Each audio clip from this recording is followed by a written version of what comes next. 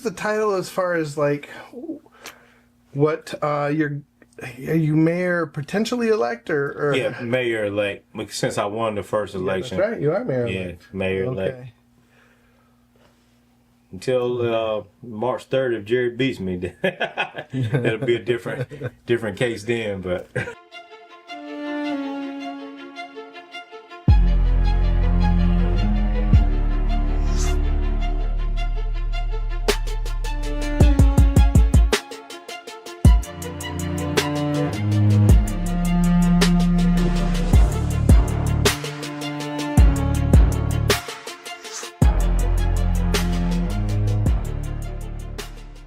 it's a great pleasure to be here with Lee Stiles, the mayor-elect of Morehead City. And I just wanted to, it's just a great honor that you'd come here into my humble, undisclosed location. Yeah. And I'm just a curious guy, Lee, and I just wanted to get to know you. First of all, just as someone who's trying to get to know you, what would you like me to know about you, just in this interview or in general? Yes, first and foremost, that I'm a public servant. Yeah. I don't consider myself to be a politician. I'm just here to serve the people. I'm here to meet the needs of the people. I'm not out for my own best interests. Honestly, I've said it over social media the last few days. I don't have to be a politician. I was living my life fine. Working in my current role at Carolina East Medical Center as the post-overdose response coordinator, helping people that struggle with addiction get into rehab, detox, things like that. Was that your own company, or was that a different company you were working for? No, you have your own company, don't you? Yeah, I have my own nonprofit organization, Okay. From the Pit to the Palace. We do some of the same things. We serve as an intermediate resource for individuals struggling with addiction, helping them find a detox that's right for them, rehab that's right for them, helping them get to their goal of reaching stability, sobriety in Christ, because we are faith-based. So we were going around the county for about 5 years straight doing revivals all over the place. Wow. Large community events. Our inaugural event happened on December 12th, 2017. Okay. And God just gave me this vision of starting this program called From the Pit to the Palace, having individuals who overcame addiction. And now they're productive citizens. They're clean.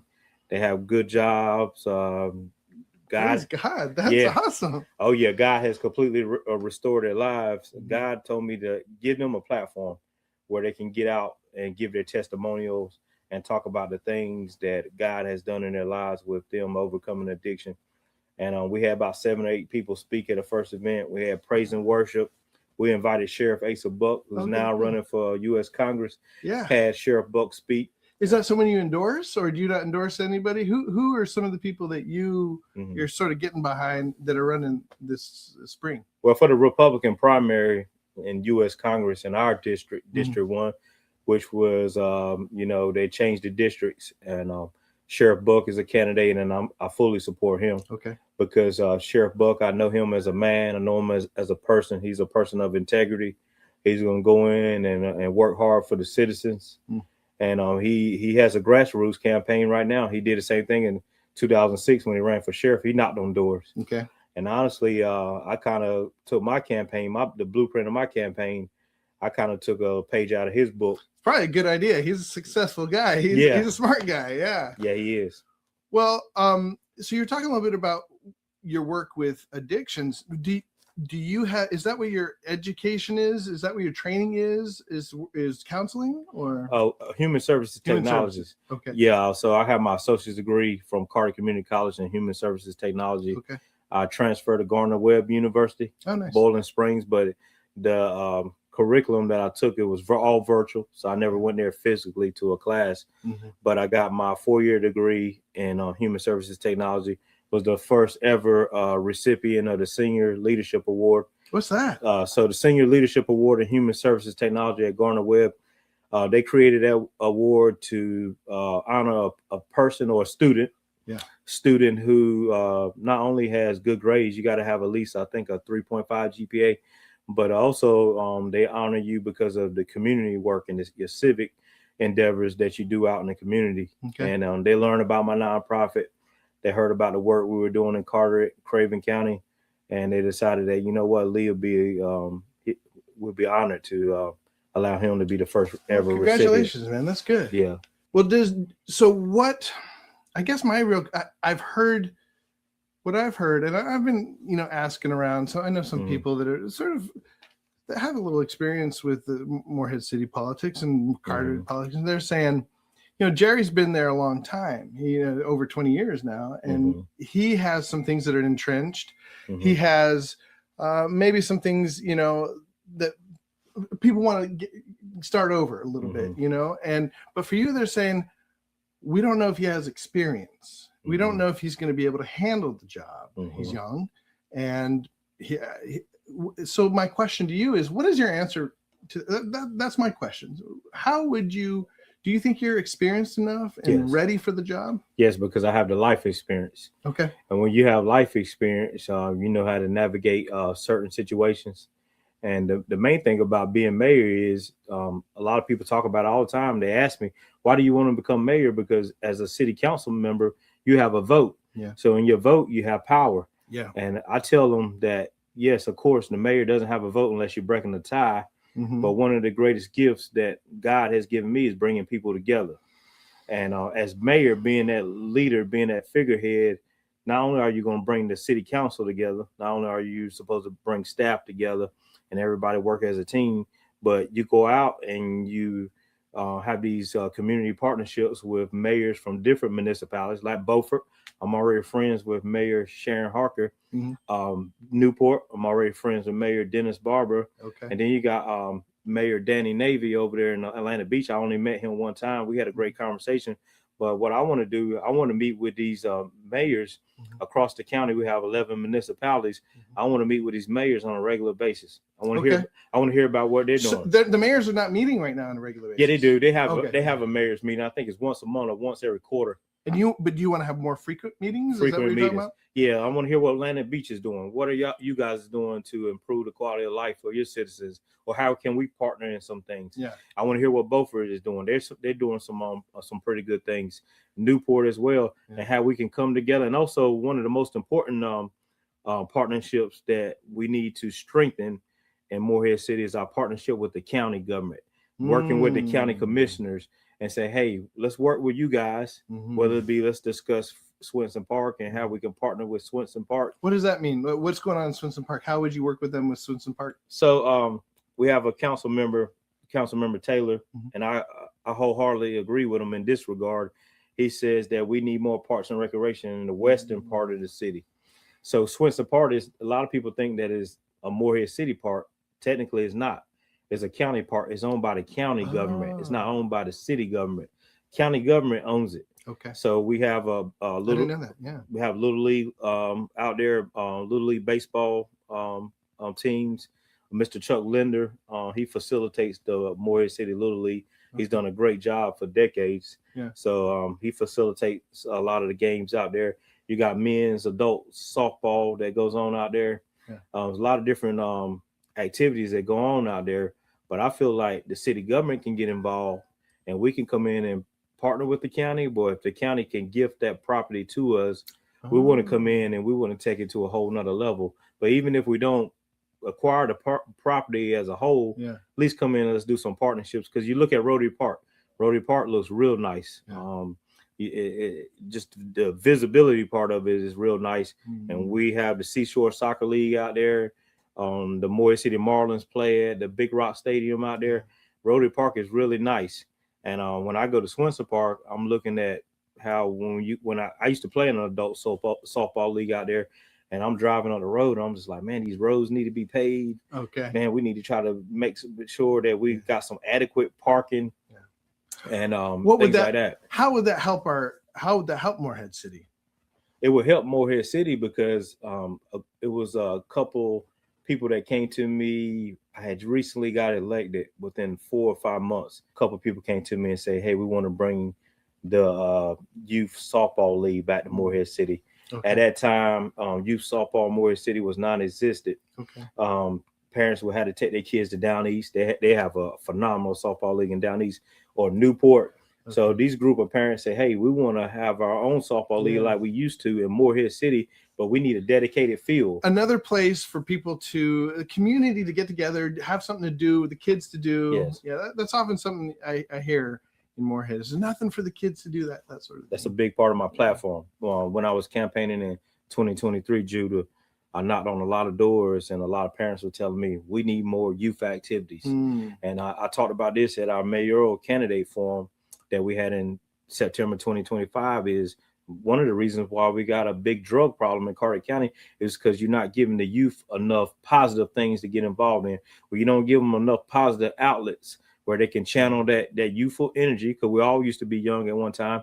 And I remember growing up here, we had a sports world, which is the skating rink. We had Carteret Lanes, the bowling alley. So I remember my parents dropped me off there on the weekend. Sometimes Sports World will have a lock-in where parents drop you up on Friday night. They can't pick you up on Saturday morning. You got Morehead Middle, Beaufort Middle, West Carter, East Carter students, Croatan students, all in there together. And we all just having a good time skating, listening to music, whatever it may be. So can I get you saying that you will work as hard as you can to get us a bowling alley here or a skating rink? Because that is something. I mean, Kmart's been sitting there forever. What's keeping that from becoming a bowling alley or a skating rink? Well, the owners of Kmart, I reached out to Mrs. Beth Parker Henry, who's a good person. Reached out to her on several different occasions, even before I even got on the council, and just asked her, her and her brothers, to my knowledge, they own the property, and asked her if they would be willing to lease or sell to a private investor to do skating rink, bowling alley. I didn't, from what I gauged from the conversation, I didn't gather that she was like interested in that type of thing. She said it's not like she's totally against it, but maybe I think they're looking for maybe a retail store or something like that to come in there. But you had to have that conversation with them. But I have been actively talking to private investors about doing a skating rink and a bowling alley. There's one gentleman that's about to start up a bowling alley in New Bern. He actually came here. New Bern would be good. I saw that on Facebook. He tried to do it. He tried to do it here, and he talked to Rod Kirk, the county economic development specialist. I'm just going off what he said. He said that the conversation wasn't too positive. I don't know what transpired this between them two, but I was like, man, why didn't you come to us? We have our own economic development specialist now who's doing a fantastic job. When you say us, you mean the board, the Morehead City Board? Morehead City government. Yeah. Okay. Yeah. You know, because we have our own economic development specialist, Catherine Metz. She's doing a great job. Our city manager, he's for bringing more youth activities, because he used to own Battle Works, the laser tag facility on the beach, and the Atlanta Beach It'd be shopping great center. if we could get something like that here. Yeah, so you know, I was like, man, I wish you would have reached out to us, because we could have possibly made it happen. He said, well, I was turned away, and I ended up going to New Bern. Well, I'm in talks with him now, and I also have a friend who possibly may become that private investor that can start up a family fund, family / youth entertainment facility, where it would be a skating rink, kind of like a bowling alley, all in one. He owns some property right there behind Longhorn, him and his family. Nice. So I've been talking to him. So what a lot of people don't understand about a skating rink and a bowling alley, because I know when I ran in 23, I was talking about I want to bring these things back to Morehead City. But they was thinking like, man, Lee get on the council, or he becomes mayor, he can start up a bowling alley skating rink. It doesn't work like that. He can't just wave a magic wand. Exactly. The city government can't go out and be a for-profit business. You know, we can't go out and start a bowling alley, make money, or start a skating rink. But what we can do, create a public-private partnership with a private investor and say, hey, we'll come alongside of you if you do this thing for the public, and we'll come alongside of you, and we could do something like maybe waive your water bill, pave the parking lot for free once every 10 years. We can give a little incentive through that partnership, but we can't come and run the business ourselves. We wouldn't want to see that. And that's where we get into eminent domain and stuff. We don't want to see the government just saying, we're just going to do this, and you gotta, but you said you're good at bringing people together, and I can see that. I mean, just in what you're talking about. However, it seems to be you're also good at sort of rubbing some people the wrong way. Correct me if I'm wrong, but with what's been going on lately, you're probably making some enemies in sort of the old school, the leadership now, right? Yeah. Aren't these going to be the people that you got to work with to get these things done? Yeah, you do. That's why you got to create a balance. it's good to put your foot down. It's good to stand out and speak out on behalf of the citizens and stand your ground on some things. But also, one thing I had to learn is like you don't want to come across as confrontational all the time. Yeah. Because you won't be able to work well with your council. Perfect example. I get on the council. I'm pushing my number one priority, transparency in government. I said, look, we need to live stream our city council meetings. We need to, if we don't live stream, we need to at least video record our council meetings, put them on our website, whatever it may be. Yeah. I received a lot of pushback. Why do you think they're pushing back on that? Honestly, one thing they told me, I'm going off what they said, they worried about the dangers of social media. Sometimes you can get people that get on social media and interact with you on social media, and they're not even from Warrior City. Yeah. They don't even stay inside of the municipality, and they can get up there and, you know, slander, things like that. Yeah. Me personally, I don't worry about those things. You can see on my Facebook page, you got all different types of people on my Facebook page from all over. And a lot of times I get criticized. Like when we gave the latest tax hike, and we could talk about that. I got criticized for being one of the people that voted for the latest tax increase. Yeah. But what I did, I gave an explanation of why I voted for the tax increase. And I also wrote a letter and put it on my social media page. And I wrote a letter to the editor of the newspaper.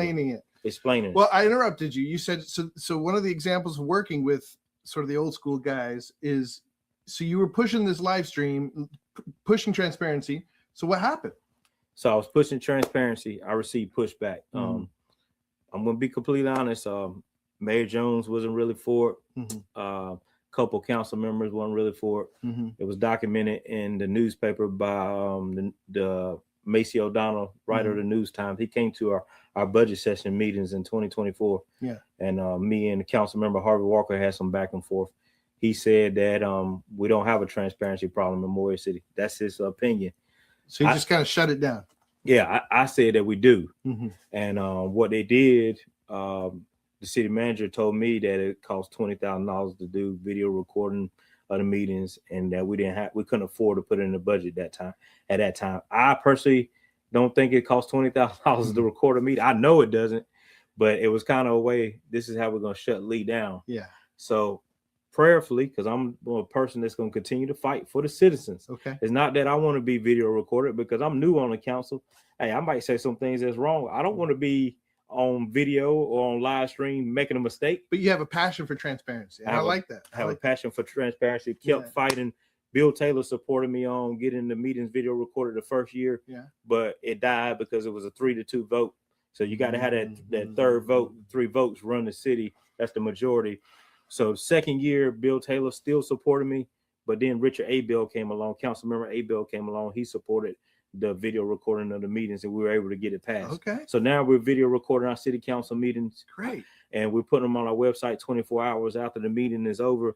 And it was a step in the right direction. But I will ultimately love to live stream our meetings on Facebook so the citizens can see them in real time. Because when you video record meetings, anybody can go out there and manipulate them, the content and release it. That was a way that you were working with guys that were disagreeing. You brought Abel on, Mr. Abel on. What was his name? Richard Abel. Richard Abel, yeah, Mr. Abel. You brought him on board for it. It was a way. Now, how did you get him to agree with you? What was that like? What is it? Your skill there that you use that you could use as a mayor? Well, you just communicate with your council members. I know sometimes politics can get nasty. Councilmember Abel and I recently had some verbal discourse that wasn't the best. I'm going to say that. In public, or in public. Yeah, he made some comments in his council member comment section of our meeting. He made some comments addressing my postings on Facebook. Try to insinuate that I was lying. You know, my statements were inaccurate, similar to Mayor Jones recently about Grander. So I came back after I said, look, I want to get the election behind me. And I spoke first during that meeting and gave my comments. Then he came behind me. So honestly, I really not supposed to give a rebuttal unless the mayor allows it. So I said, you know what, let me get the election behind me. The election was November the 4th. And our next council meeting after that was November 11th. And I said, November 11th, I'm going to give a rebuttal because Councilmember Abel and I, when I was at Carter Community College, he was one of my biggest influences and considered him a role model. because when I was going to Carter Community College, here I am back in school after all these years, had been to prison. And now I want to, I've changed my life. Now I really want to, make something of myself. Yeah. Do better, be a productive citizen. Mm-hmm. And I'm out to the community college. Kind of give back. Yeah, give back. And he's the head of security out there. So we ran into each other a lot. And he used to tell me, Lee, I'm proud of you, changing your life. Now you're out here making good grades. You're getting these scholarships from your high grades and your positive academics. So, and I just want to tell you, I'm proud of you for changing your life. Then I get into politics. We're on the same platform, and now we're having some disagreements. So my whole thing is, okay, what changed up? Is it because we're on a political platform now? And yeah, he may disagree with some things I post on social media, but I truly feel like everything I post on social media is 100% true, is 100% honest, because I'm never going to post a lie. Because my grandmother told me a long time ago, if you tell a lie, you're going to have to tell 100 more lies to cover up the one lie. Yeah. You might as well just be honest from the start. Yeah. And that was the whole thing with Project Grandeur, is just come out, be honest. Well, let's talk about Project Grandeur. I mean, that has really, it's really what got me interested in the election was interesting enough. The fact that you just won by one vote, and then we've got to have a whole new election again. That was interesting enough. Then you have Grandeur. How did it happen that you got a whole? How did this the recording come out? Was that they record everything that goes on? How did audio recording? Audio recording? Yeah. So all of our meetings are audio recorded, even though we didn't record about video, even though it wasn't live stream. No media presence was at the retreats. So the city clerk does record the video by audio. Yeah. So, does record a meeting by audio, excuse me. So, when I came out with my Facebook post on January the 2nd regarding Grandeur, there was a lot of talk.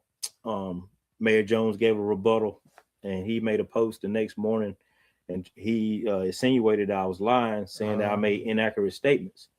So late on that evening, I go to the city hall. I'm having a photo shoot with my friend. She wanted to take some photos with me for my birthday. My birthday was that Monday, January the 5th. Okay. City clerk is there. Thank you. So our new city clerk, Sean Southern, who's absolutely amazing. She was there. Okay. She was doing some work and getting things settled in her new office. And she was like, Lee, I'm going to get the meeting minute notes from the retreat to y'all soon. I said, it's funny you mentioned that, because I was going to ask you if I could get an audio recording, which is anybody in the public can request the audio recording. Yeah. So I asked her for the audio recording, and she said, Lee, give me about 15 to 30 minutes. I'm gonna put it on a thumb drive for you. She puts it on a thumb drive. So boom, a couple days go by, Council Member Abel made some statements that there wasn't a vote taken on pursuing eminent domain of Mrs. Purefoy's property at the retreat. And I said, respectfully, yes, there was a vote taken. It was 3-2. George Ballou and I opposed pursuing eminent domain, opposed the possibility of selling the parks, and 3 others voted to pursue Project Grandeur further and pursue those other things. Yeah, I know Mayor Jones has been telling people that we were just in the fact finding stage. I respectfully disagree with that. Yeah. Fact finding stage was way back when we started holding conversations, and it started in February 2025. It didn't even start off with Project Grandeur, and nobody, and honest to God truth, nobody from the city council went to staff, went to the mayor and said, go out and get Mrs. Purefoy property. We want that property. Nobody even targeted her property. It was staff. What do you mean when you say staff? Who's staff? So city manager and city attorney. Okay. They follow. It's Chris Turner? Yeah, Chris Turner. Okay. And city attorney Derek Taylor. Derek Taylor, awesome guy, smart and kind-hearted guy. And I truly feel like because of the way he worded some things, it came across that he was being insensitive when he said we need that next piece of dirt. I'm here to tell the public. That's right. He was called. Yeah, I'm here to tell the public that Derek Taylor is not that guy. He's not a malicious man. He's a lawyer. He probably just is thinking in terms of kind-hearted man, knowledgeable. He's following the direction of the council. Well, they went out and they, we were talking about doing a park, amphitheater, water access to for the public. The public will be able to cross over to Sugarloaf Island with this park. So we're talking about all these things to do recreational entertainment stuff for the public. So good things, right? So they start having discussions with some people from Big Rock. I don't know who from Big Rock, because from what I heard, like even some people from Big Rock didn't even know what was going on. Whoever they talked to, they said this is the new plan, and you could hear Derek Taylor, our attorney, say it in the audio recording. So when I asked the question, can we do Project Grander without including Mrs. Purefoy's property? Yeah. Chris Turner said, yeah, we can. But then Derek Taylor comes back and say part of the stipulation was if the donors, talking about Big Rock and whoever else, the donors, part of the stipulation is if they donate money, they want us to go after Mrs. Purefoy's property. I'm sure they've been going for that corner of the and they have, from what I heard. I mean, I heard from Mrs. Purefoy's one of her family members that said that Big Rock has been trying to buy their mother's property, for a while. So to me, it makes sense. And so do they do that? Who is Big Rock? Do they have their own little board? Is it privately owned? Yeah, they do have their own little board. They're nonprofit. They do great charity work. They donate millions of dollars back into the community. Do phenomenal work. When you say they're donors, do they donate to Morehead City politics? They just donated to Morehead City government. They just donated. I want to say it was $50,000. They just donated to our police department. Okay. Yeah, something to the effect of us getting new equipment, and I can't remember specifically, but I know they did donate $50,000 to our police department. Does that give them more sway? I mean, if I'm the mayor, or even if I'm the city council, and I see that we depend on them for money, if they want to do something, it's gonna sway me to kind of want to work with them. Yeah. Because they do so much in the community, we want to honor those partnerships. But when it comes to a point of, man, now you talk about including a resident's property who wasn't even on the radar, and to do a project that we want to do for the citizens. But this is where everything took a turn for the worse. We came out of closed session with the discussion of the project in August 2025. Mm-hmm. Like I stated earlier a few minutes ago, we started a conversation in February 2025. It started with a council member or two inquiring about the Clark's family property that they what's the Clark's family property?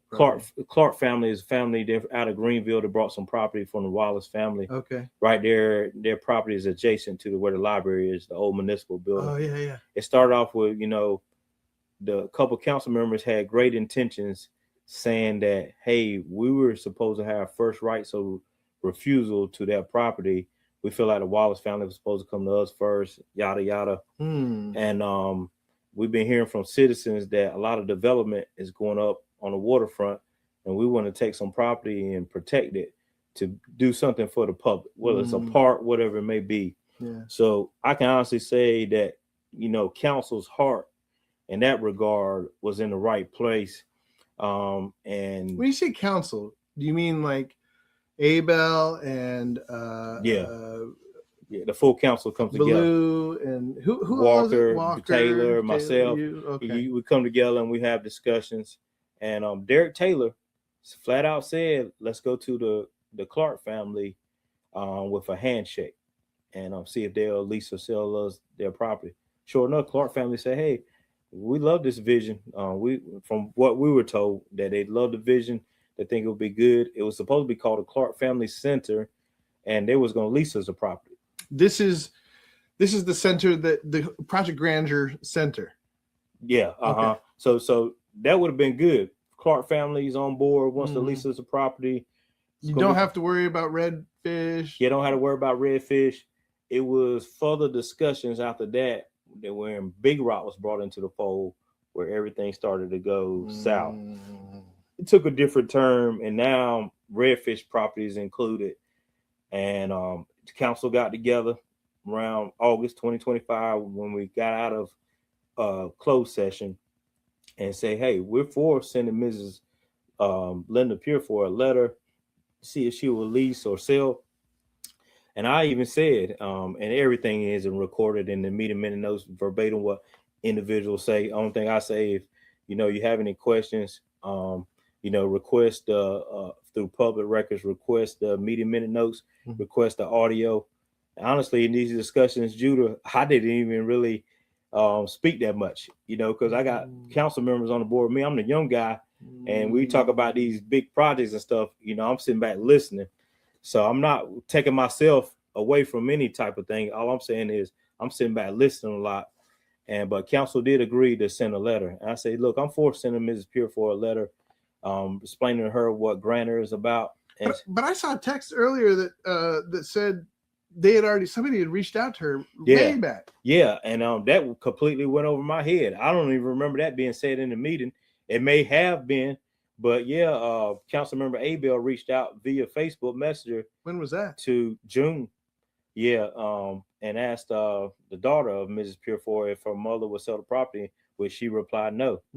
Yeah, so they already knew she's not gonna sell. Yeah, she's not gonna sell, but I guess they wanted to say, hey, let's send her a letter, let's put the pressure. Are they trying to squeeze her? Is that at that point, or what do you think? I truly feel like sending the letter is like, okay, she said she didn't want to sell, but let's see if we tell her about Project Grantor and what it all entails, if she would be open to the idea of selling. Yeah. Some people can look at it like, man, you applying pressure, but I feel like applying pressure is going for eminent domain. Now she comes back. Response from the letter is she does not want to sell, which it was reported at a retreat. Yeah. From Chris Turner. You can hear it on the audio recording. She does not want to sell. She want to keep it as a legacy piece for her family. I respect her wishes. At this point, that's why I'm saying, look, you can hear me on the audio recording say, look, hey, I'm against it. Yeah. You hear Chris Turner say, hey, you was unanimous before. Yes, I was unanimous before, but this is what I was unanimous for. I'm all for sending her a letter. I even told them then, I doubt she would sell it. But as soon as she comes back and say that she's not for selling her property, look, I'm off the bus. We definitely need to look in another direction. That's why I asked, you can hear it in the audio recording. I asked staff, can we do this project without including Mrs. Purefoy's property? Yeah. I'm trying to find a way where we can do it and everybody will everybody's happy. Yeah, everybody's happy. Coastal gets to keep his restaurant, which is one of my favorite restaurants. Great food in the city. 30 employees get to keep their jobs. Mrs. Purefoy gets to keep her property, and we're doing a public park project, and with the consent of the Clark family, who's on board. Well, when you guys find out that she didn't want to do it, why didn't you just make the scope smaller and say, "Well, just make it smaller"? They should have. I don't understand why it was asked of us to take a consensus vote at a retreat to pursue the possibility of eminent domain. Is it? Do you think it's because Big Rock wanted her property there? Yes. Didn't she give them like a corner of that? Like a long I'm not time sure. ago? I haven't heard that. Yeah, Okay. Maybe she did. I don't know. Because I'm a new guy on the block. Okay, a lot of the Moyer City history, I'm still. I heard something about she had already given them a little corner and they wanted more. But okay, so all this happens. It kind of seems to me like it would hurt your chances of being mayor. You took a big risk of putting this out. I did. And it still may. What I wonder is, did you piss enough people off that they're going to do, like, is there anything they can do, maybe shady, to make sure that you don't get to be mayor? Yeah, they can. I mean, we live in a flawed world with imperfect people and people capable of doing anything. I don't think they realize, though, how social media works or something, because they're going to have to do a lot, because it seems like you are pretty ahead right now in the consensus, Yeah, I mean, a lot of people have told me that. I would like to think so because of the hard work I put in, but I don't count Jerry Jones out. Jerry Jones is a political legend. Yeah. Jerry Jones, like you stated earlier in our interview, has the experience. Yeah. There's one thing he has over me is experience. Jerry Jones as a person is a kind guy. Yeah. My birthday, like I told you earlier, was just Monday, January the 5th. Mm-hmm. Jerry Jones gave me a birthday card. Oh, cool. Talked to Jerry Jones on the phone after my birthday. We had a great conversation. It was about trying to move our city council meeting on the 13th. Okay. Moving it from the city hall to the civic center because we knew it was going to be packed. Yeah. A couple council members wanted just to do it at the city hall, but I had reached out to Jerry on that Sunday before the meeting and asked him about how he felt about moving the meeting. He wasn't against moving it to the civic center. Okay. Me and Jerry Jones as people are on good terms. Do you guys sort of see eye to eye on certain things? Yeah, we do. Yep. So it's no personal attack against Jerry Jones, a No. person. No. This is a challenge to Jerry Jones, a politician. Promote more transparency. If the citizens want the meetings live stream, live stream the meetings. If the citizens don't want to pursue eminent domain, don't pursue eminent domain. And this is a challenge to all of us, not just Jerry. If the citizens don't want us to sell parks, don't even talk about selling the park. So how, being mayor, how are you going to get that done as opposed to being on the council and pushing him to do these things? Okay, as mayor, I'm going to be in steady communication with the council. Whether council members feel a certain type of way about me or not, I'm going to extend my hand and say, hey, I want to communicate.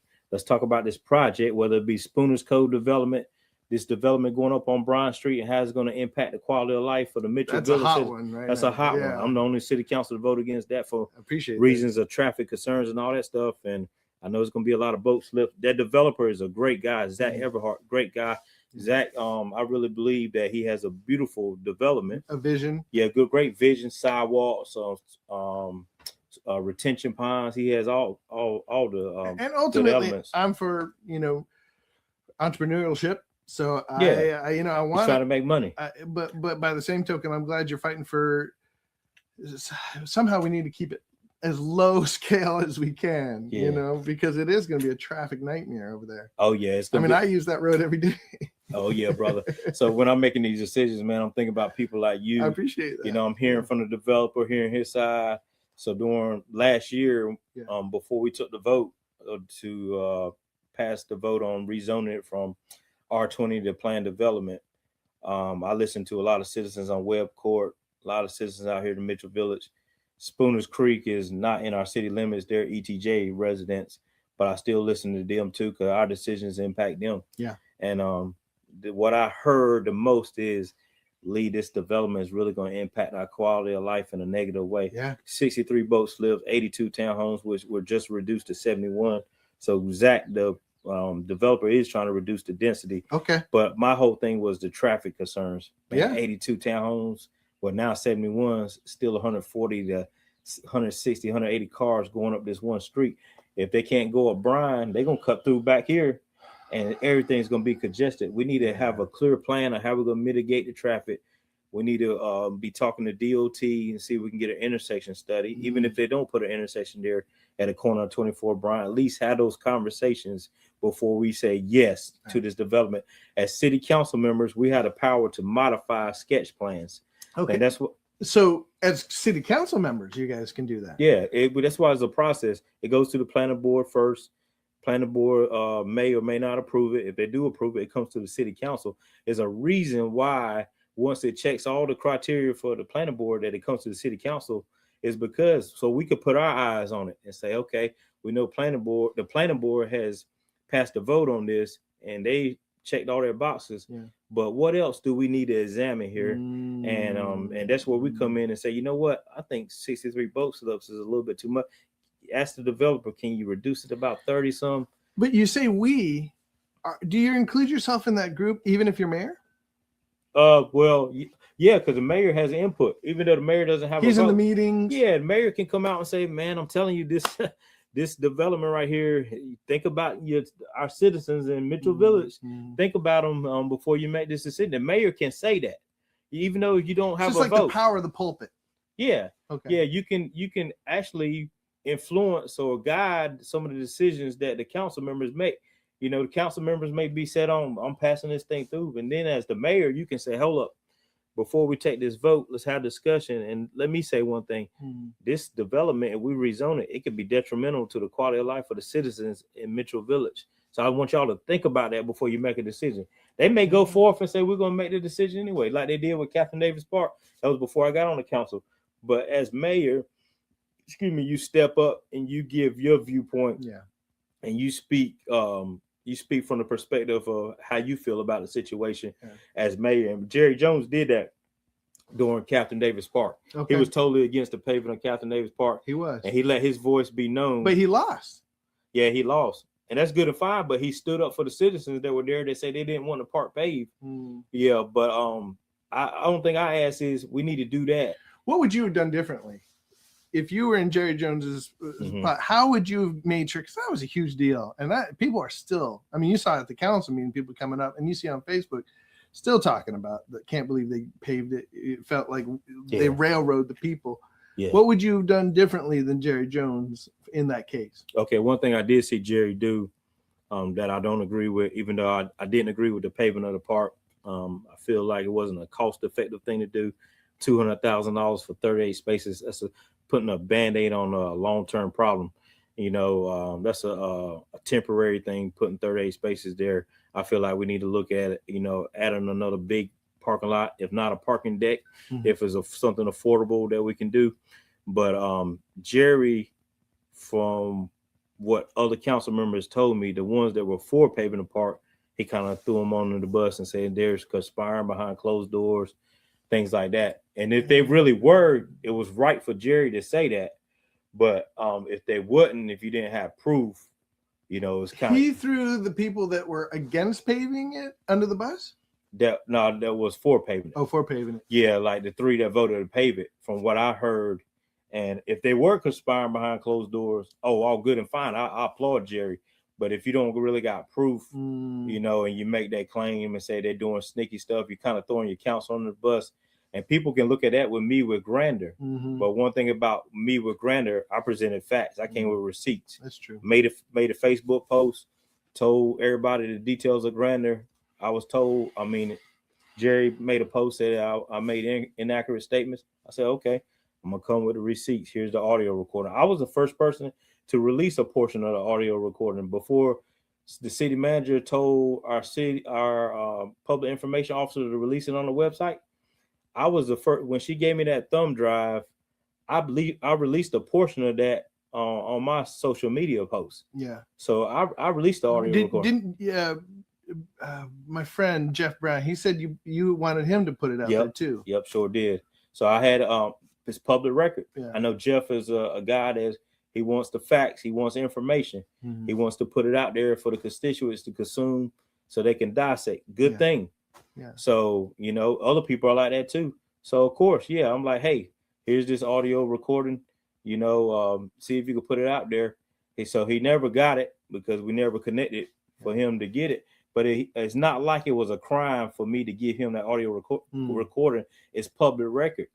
Like I said, Jeff. Why didn't you just put it out there instead of giving it to other people? I did. I released a portion of it. Oh, okay. You know, it's 10 hours of audio. So you're talking about downloading that whole thing. Like next time come to me, I could do it. Okay. But it's public record. Like it's no secret. Like, it needs to get out anyway. Okay. Yeah. I know you got to go. So I just a couple more questions. One, who do you think is going to replace you if you become mayor? Who's going to replace you on the board? Who do you want to replace you? So honestly, I don't know right now who's going to replace me because it's up to the city council members. Okay. So I guess I don't know the process. They'd have to put somebody in there pro tempore. No, Mayor pro tempore is George Ballou. No, on the council. Who's going to your place on the council? Yeah, my replacement on the council. So the council will discuss that. They will throw out names and they will vote on who's going to replace me. And it's in our town charter, and that's our procedure. Okay, so they just pick somebody? Yeah, they just randomly pick somebody. No new election or nothing like that. Does that scare you? No, it doesn't scare me because you have to trust the council. I mean, I've already heard about certain people's names been thrown out there. Now I'm gonna go ahead and tell you, because I'm a person that's big on diversity, not just racial diversity, but gender diversity. I feel like we need another woman on council. Diane Warner did a fantastic job on the council for I think about 12 years, 3 terms. I would love to have another woman on the council to have that female perspective. So is that who you would like to endorse to take your spot if you become if you become mayor? I would definitely support it. And we have some great females out here in our community that are great leaders that really want the best for our community. Yeah. And I know like a couple people's names who come to my mind. Alice Kelly, Holly Fletcher, Carrie McCann, Diana Tootle. She serves on our planning board. Those 4 ladies right there, all of them are immersed in Morehead City politics. They know what's going on in Morehead City. they stay informed, they stay aware, and they have their ear to the community. And to me, that makes the mark of that's the perfect ingredients of a mark of a good council person is a person that is in tune with the community and what the constituents want. I actually read a couple of the posts that Holly Fletcher made on Facebook after the whole Grander thing blew up, and I actually talked to Holly on the phone. And man, I just love like her heart for the community. Yeah, I love her heart for certain organizations in Morehead City that help the vitality of Morehead City, particularly downtown Morehead City. And I think she definitely would be a great councilwoman. But at the end of the day, those other four, it's gonna come down to what they decide. Yeah, it comes down to what they decide. For till when? Until the next election or what? Yeah, it'll be till the next election in 27. So whoever they nominate and elect in my place, that person will have to run again in 27. In 2027 next year. Okay, and then what if they just put Jerry in there? Jerry Jones. That can happen. And I actually heard that from somebody that is a council member. You guys just switch spots? Yeah, it's a council member that kind of want to play musical chairs and nominate Jerry. So I don't honestly. Well, how would you feel about that if that happened? I don't feel good about it. I'm gonna go ahead and tell you, I'm being completely honest. It's because like I feel like me getting in the mayor's role, it's a new day. It's a new mayor, first mayor in 26 years. We need to look to do new things and have a fresh perspective.